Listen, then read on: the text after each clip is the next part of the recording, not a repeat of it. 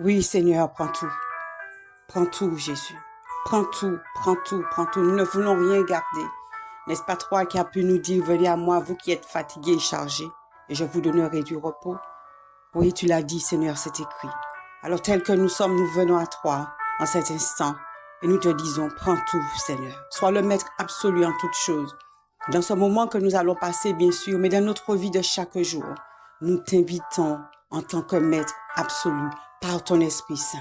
Merci, mon Seigneur Saint-Esprit, d'être là en nous, de nous parler encore, de nous guider, de nous enseigner, de nous rappeler les choses, de nous redresser. Nous avons besoin de toi afin d'honorer notre papa. Merci, papa, de nous avoir choisis, d'avoir fait de nous tes enfants. Nous sommes heureux. Conduis-nous, Père, s'il te plaît, par ton Esprit Saint. Nous sommes à ton écoute. Enseigne-nous encore, Seigneur. Nous voulons plus de toi. Nous voulons nous approcher plus près de toi. Prends nos vies pour ta gloire, papa. Au nom puissant de Jésus. Amen. Bienvenue, mes bien-aimés. Je vous salue tous. Que la grâce de Dieu puisse encore nous inonder. C'est sa grâce qui nous porte, qui nous tient. Nous avons besoin de lui en toute situation et plus que jamais, par ces temps que nous vivons, je ne vous apprends rien. Plus que jamais, nous avons besoin de notre Seigneur. Nous avons besoin du Saint-Esprit. Nous devons rester focalisés. Il est impératif, mes bien-aimés, que nous puissions rester focalisés sur le but. Ne nous laissons pas perturber par les circonstances de la vie. Ne nous laissons pas abattre. C'est un adversaire vaincu qui combat contre nous, mais nous avons notre part à faire. Ne donnons pas à l'ennemi de quoi s'amuser. Ne lui donnons pas de quoi se moquer de l'Église de Jésus-Christ. Nous allons entendre des choses. Le Seigneur a pu nous avertir. Il nous a avertis. Mais veillons à ce que nous, là, qui sommes en train d'écouter ces quelques paroles, ces quelques exhortations, veillons à ce que nous ne soyons pas de ceux que l'ennemi puisse trouver pour pouvoir faire dire du mal du corps de Christ. Plus que jamais, nous devons veiller à cela, mes bien-aimés. Prenons garde à notre propre vie. Gardons nos cœurs de l'amour, de la miséricorde, de la compassion. Restons forts et focalisés. La puissance de Dieu est en nous.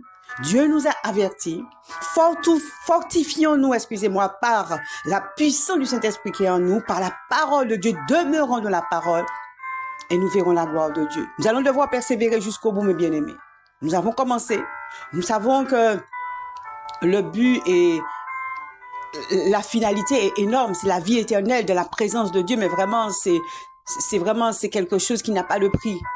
Mais effectivement, comme cela n'a pas de prix, nous allons devoir y aller et y aller à fond et jusqu'au bout. Nous avons commencé.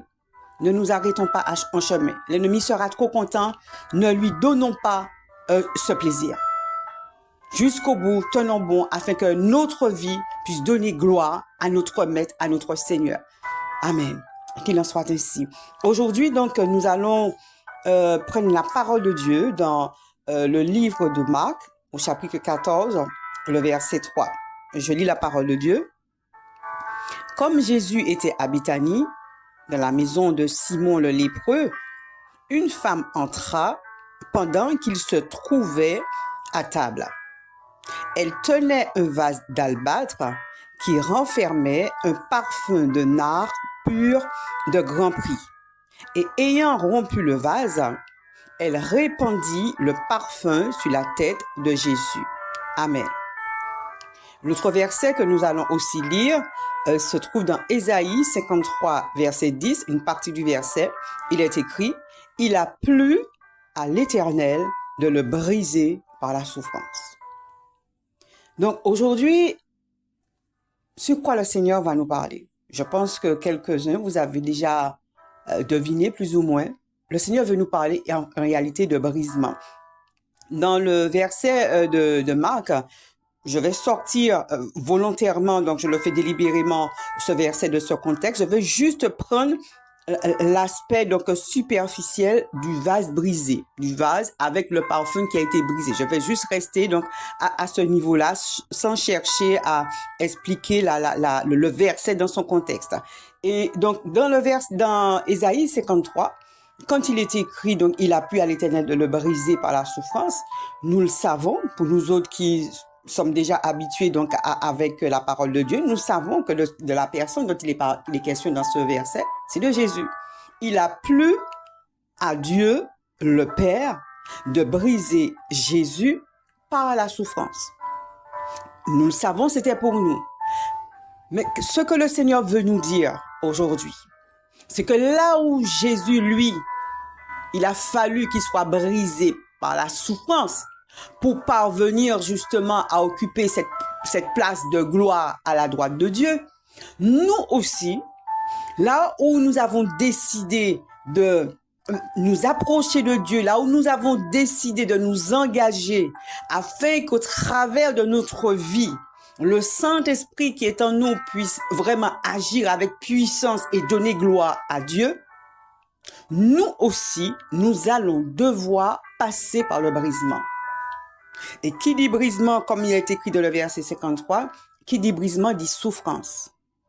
Maintenant, comme j'aime à préciser, le Seigneur ne nous oblige pas. Il nous a avertis au début, n'est-ce pas? Il nous a dit de nous armer à la pensée de souffrir. Il nous l'a dit. Et il nous a aussi donné des éléments jusqu'à maintenant afin que nous puissions nous fortifier dans notre homme intérieur. Oui. De sorte à ce que quand le brisement viendra, quand le Seigneur va décider de nous faire passer par certaines souffrances afin de pouvoir nous émonder, parce que c'est de ça qu'il s'agit. Le brisement n'est pas là pour nous faire souffrir, juste histoire pour souffrir, non. Le but de Dieu au travers du brisement, c'est de pouvoir encore nous émonder, comme il est écrit, afin que nous puissions porter davantage de fruits. Afin que nous puissions être libérés de tout ce qui est de nous-mêmes, tout ce qui vient de nous, notre propre façon de voir, notre propre façon de faire, de penser, etc. Et de pouvoir être transformés de gloire en gloire à l'image de Jésus-Christ. Parce que pour pouvoir être utilisé comme Jésus a été utilisé, d'autant plus que Jésus nous a dit, je vous le dis en vérité, celui qui croit en moi fera de plus grandes œuvres que j'en ai fait. N'est-ce pas? Alors, pour que nous puissions parvenir à cela, nous allons devoir passer par le brisement. Alors maintenant, comme je disais tout à l'heure, le Seigneur, il ne nous oblige pas. Il nous a avertis. Maintenant, c'est à nous de nous dire, Seigneur, je suis d'accord. Je suis d'accord et j'accepte de passer par le brisement. J'accepte, Seigneur, de passer, Seigneur, par ce que toi, tu as décidé afin que ma vie, Seigneur, puisse donner gloire à ton nom. Le Seigneur nous a sauvés afin que nous puissions le glorifier. Et il faut que nous puissions être déterminés. Nous devons vraiment nous dire que, Seigneur, ce que tu veux, je veux. Même si c'est le contraire de ce que j'ai attendu, ce que j'ai pensé jusqu'à maintenant, mais je ne veux pas rester sous mes pensées. Je veux te céder la place du Maître. Et quand nous voyons dans le verset, donc dans Marc 14, la jeune dame donc avait ce vase lui appartenait et donc elle a brisé le vase afin de pouvoir libérer le parfum qui s'y trouvait. Et nous, quand nous lisons la parole de Dieu ailleurs, nous voyons que nous sommes des vases. Il y a plusieurs types de vases, nous verrons ça par la suite, mais nous sommes des vases. Et une chose que nous aimons à dire souvent, en tout cas moi, là où je suis, je l'entends souvent, c'est que Seigneur, prends-moi entre tes mains comme l'argile entre les mains du potier. Et le potier, qu'est-ce qu'il fait? Il fait un vase. Donc, par conséquent, là où cette femme qui avait ce vase qui lui appartenait, elle l'a brisé. Là où nous appartenons à Dieu, parce que nous avons décidé vraiment que notre vie ne nous appartenait plus, et nous avons décidé de dire oui à Jésus, ce jour-là, nous avons dit à Dieu, prends ma vie. Et nous qui sommes ce vase, Dieu a déposé en nous un parfum. Et le parfum que Dieu a déposé en nous, c'est la personne de son esprit, c'est lui-même. Et pour que ce parfum qu'il a mis en nous soit libéré de la même façon que cette femme a brisé le parfum le vase pour faire sortir le parfum, eh bien, le propriétaire du vase, à savoir Dieu lui-même, puisque nous sommes ces vases, se doit aussi de nous briser afin de libérer le parfum qu'il a déposé en nous. Mais nous devons être candidats, je le redis. Nous devons vraiment nous livrer entre ses mains pour dire, Seigneur, je suis d'accord. C'est ce que tu as décidé. Eh bien, moi aussi, eh bien, Seigneur, je veux ce que tu veux. peu importe, Seigneur, même si je suis en train de gémir, Seigneur, passe outre mes gémissements et fais, Seigneur, ton œuvre en moi jusqu'à ce que tu sois satisfait. De la même façon que le potier, il est en train de tourner l'argile sur le tout, etc., pour en faire un vase, il tourne, il regarde, etc. Là où Dieu lui-même est en train de nous façonner, quand il nous regarde, tant qu'il n'est pas arrivé à ce à quoi il a prévu, parce qu'il est notre concepteur, c'est lui qui nous a conçus, c'est lui qui a décidé de notre vie. Tant qu'il n'est pas parvenu à cela, nous devons lui dire, papa, tant que tu n'es pas satisfait de ce que toi tu as décidé de faire, poursuis ton ouvrage en moi. Cela demande du courage, mes bien-aimés. Cela demande du courage. Cela demande vraiment un engagement total et entier. Un renoncement total et entier. Et se dire, Seigneur, ma vie t'appartient. Je ne m'appartiens plus. Je ne suis pas sur la terre pour me satisfaire. Je suis sur la terre afin de donner gloire à ton nom. Alors je suis d'accord. D'autant plus qu'il est écrit, comme nous le savons, en tout cas pour la plupart, il est écrit que le serviteur n'est pas plus que le maître.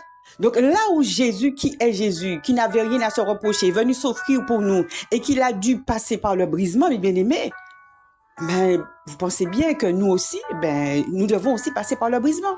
À plus forte raison, nous qui vivions dans le passé, dans le péché, encore plus que Jésus, nous méritons d'être brisés pour pouvoir être à l'image de Dieu. N'êtes-vous pas d'accord avec cela? Alors que vraiment que le Seigneur nous accorde la grâce de pouvoir être ses candidats au brisement. C'est le seul moyen pour que le Seigneur puisse faire de nous ce qu'il a décidé, ce qu'il veut faire de nous. Parce que des fois, on se rend pas compte et on a l'impression que tout va pour le mieux. On pense qu'on est, je ne dis pas ça pour offenser. Quand je le dis, je parle à moi aussi, hein. On pense qu'on est spirituel, on pense que, etc.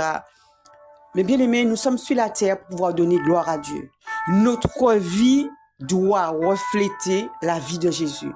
Il y a trop de personnes qui souffrent autour de nous, trop de personnes, ne serait-ce qu'à l'église, pas seulement à l'église, et qui sont là, malades, et nous ne parvenons pas à libérer la toute-puissance de Dieu qui est en nous. C'est parce que quelque part, notre vie n'est pas encore suffisamment transformée à l'image de Jésus-Christ, puisque Jésus a dit que vous ferez de plus grandes œuvres que moi je n'en ai faites. Et la parole de Dieu, nous savons que Dieu ne ment pas. Alors là où il est écrit ça, cela doit se produire dans notre vie. Et cela doit être vraiment notre but, notre objectif. Et tant que nous voyons que notre vie ne reflète pas cela, nous devons nous dire que Seigneur, il y a certainement des choses dans ma vie qui ne vont pas. Révèle-toi à moi. Ne laisse rien cacher. Seigneur, je ne veux pas rester moi-même. Je ne veux pas être moi. Je veux être Jésus. D'autant plus qu'il est écrit à un moment donné où l'apôtre Paul, il a pu dire, ce n'est plus moi qui vis, c'est Christ qui vit en moi. Donc nous aussi, nous sommes appelés non seulement à déclarer, c'est vrai qu'il faut déclarer la parole de Dieu, mais après avoir déclaré, cela doit devenir une réalité.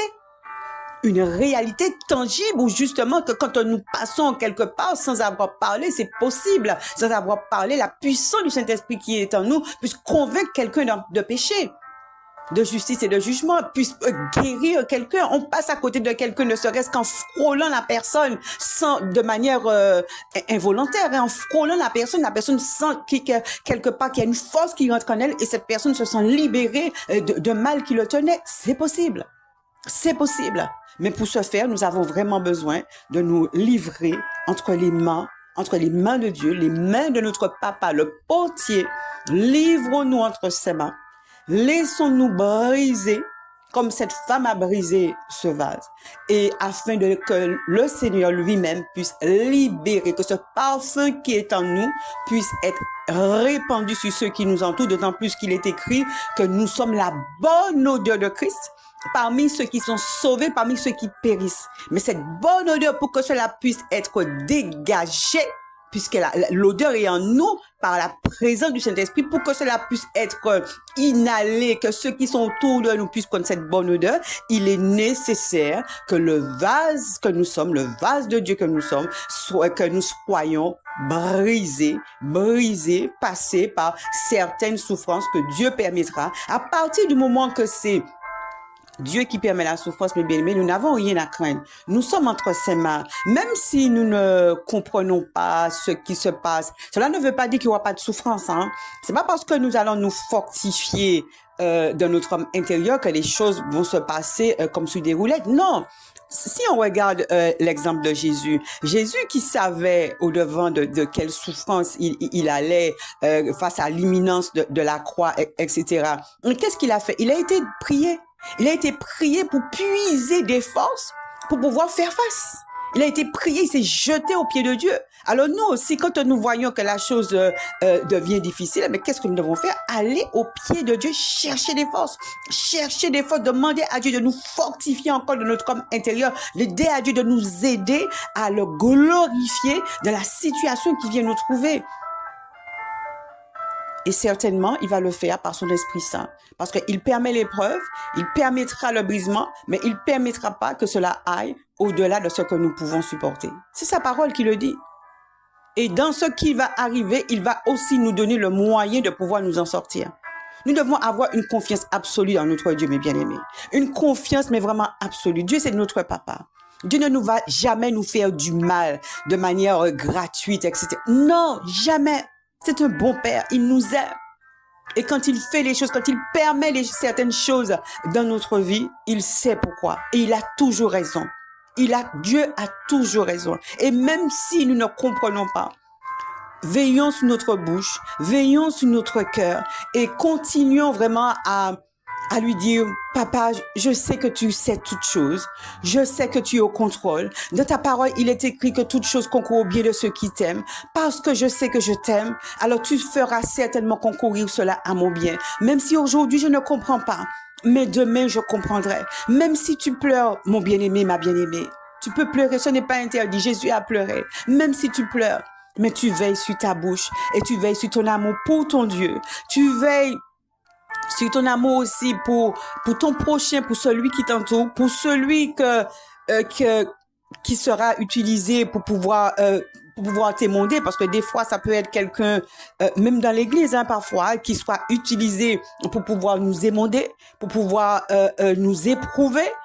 Eh bien, tu devras veiller sur ton cœur à ce qu'il n'y ait mais rien, aucun manque de pardon, aucune amertume, mais qu'il y ait que de l'amour, prier encore et encore, demander à Dieu de faire grâce, faire comme Jésus a pu le faire. Nous devons vraiment imiter Jésus, comme il a été écrit, soyez mes imitateurs, imitez Jésus dans tout ce qu'il a fait. Père, pardonne-lui parce qu'il ne sait pas ce qu'il fait. Certainement, Seigneur, s'il agit comme ça, c'est parce que l'ennemi l'égare, l'ennemi le trompe, Seigneur, mais je sais que tu l'aimes et moi aussi je veux l'aimer. Je déclare que je l'aime, je le bénis au nom de Jésus et tu bénis tout simplement. Ne cherche pas à éprouver quoi que ce soit, mais tu bénis, Seigneur, je bénis, je le bénis, je la bénis, Seigneur, je la bénis, je veux du bien pour elle. Et quand tu agiras de la sorte, et c'est là où vraiment que tu vas, j'ai envie de dire que tu vas réussir à l'examen, au fait. Je le dis comme ça. C'est là où tu vas réussir à l'examen, que tu vas monter en grade et que le Saint-Esprit, donc, qui voit ta maturité,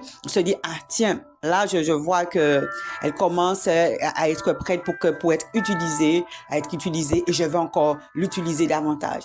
C'est le désir de Dieu pour chacun d'entre nous, alors que le Seigneur nous aide encore à nous livrer entre ses mains. C'est la grâce que je demande à Dieu et que je demande pour vous, pour moi.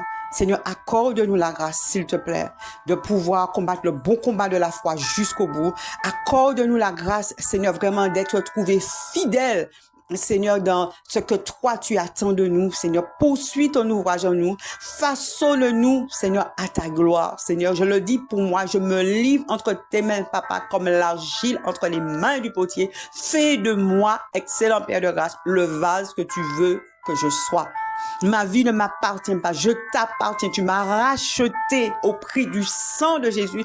De ce fait, je te dis, Père, au nom de Jésus, dispose de ma vie comme bon te semble, afin que ton nom seul soit glorifié. Fais cette prière, bien-aimé, pour ta propre vie. Je ne peux pas prier à ta place, mais je t'encourage à le faire, afin que le nom de Dieu soit glorifié au travers de ta vie. Sois béni, sois encouragé, sois fortifié, tiens bon.